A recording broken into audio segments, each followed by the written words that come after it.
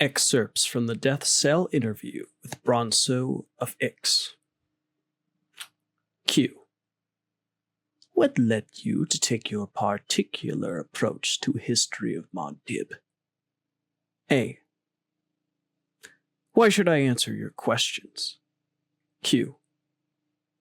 Because I will preserve your words. A. The ultimate appeal to an historian. Q. Will you cooperate then? A. Why not? But you'll never understand what inspired my analysis of history. Never. You priests have too much at stake to... Q. Try me. A. Try you? Well, again, why not? I was caught by the shallowness of the common view of this planet, which arises from its popular name, Dune. Not Arrakis, notice, but Dune. History is obsessed by Dune as a desert, as birthplace of the Fremen. Such history concentrates on the customs which grew out of water scarcity, and the fact that Fremen led semi-nomadic lives in still suits, which recovered most of their body's moisture. Q. Are these things not true, then? A. They are a surface truth.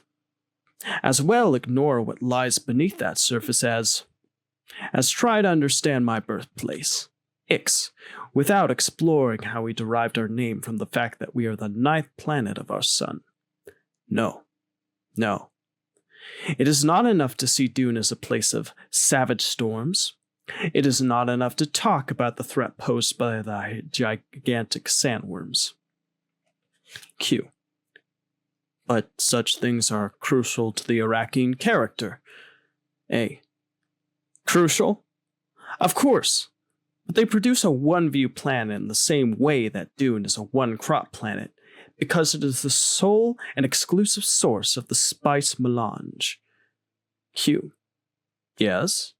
Let us hear you expand on the sacred spice. A. Sacred? As with all things sacred, it gives with one hand and takes with the other. It extends life and allows the adept to foresee his future, but it ties him to a cruel addiction, and marks his eyes as yours are marked.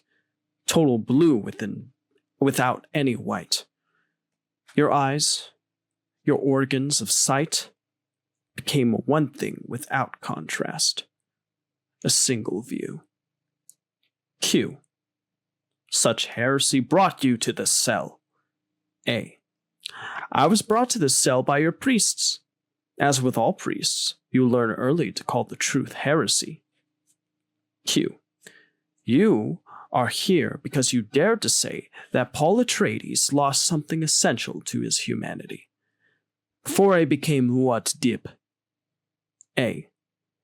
Not to speak of his losing his father here in the Harkonnen War, nor the death of Duncan Idaho, who sacrificed himself that Paul and the Lady Jessica could escape. Q. Your cynicism is duly noted. A. Cynicism? That, no doubt, is a greater crime than heresy. But, you see, I'm not really a cynic. I'm just an observer and a commenter. I saw true nobility in Paul as he fled into the desert with his pregnant mother. Of course, she was a great asset as well as a burden. Q. A flaw in you historians is that you'll never leave well enough alone.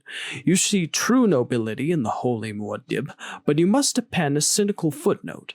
It's no wonder that the Bene Gesserit also denounce you. A. You priests do well to make common cause for the Bene Gesserit sisterhood. They, too, survive by concealing what they do.